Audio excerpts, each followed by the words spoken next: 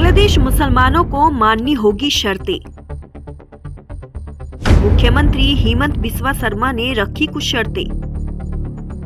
भारत की नागरिकता के लिए बनाए नियम। न मानने पर देश से होना होगा बाहर।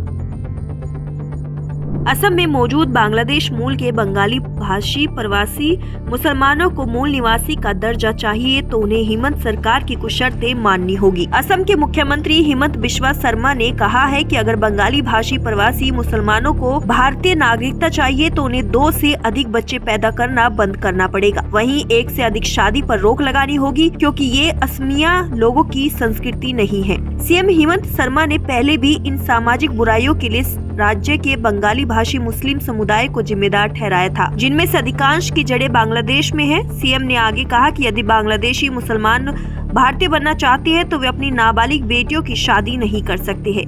हिमंत बिस्वा शर्मा ने शनिवार को कहा कि मियां यानी बंगाली भाषी मुसलमान स्वदेशी है या नहीं, यह एक अलग मामला है।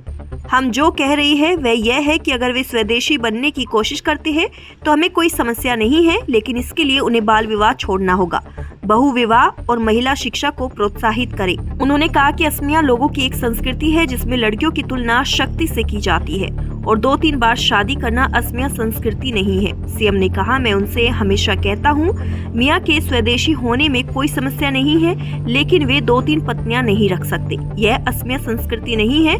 कोई 17 भूमि का अतिक्रमण कैसे कर सकता है और स्वदेशी रहना चाहता है।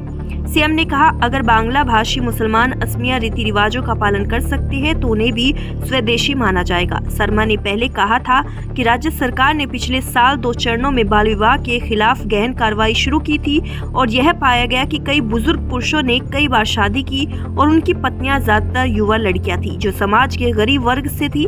शर्मा ने दावा किया था कि अगले विधानसभा चुनाव 2026 तक राज्य से कम उम्र में विवाह की प्रथा को खत्म कर दिया जाएगा। बाल विवाह को समाप्त करने के लिए राज्य मंत्रिमंडल ने पिछले महीने असम मुस्लिम विवाह और तलाक पंजीकरण अधिनियम 1935 को निरस्त करने के निर्णय को भी मंजूरी दे दी थी।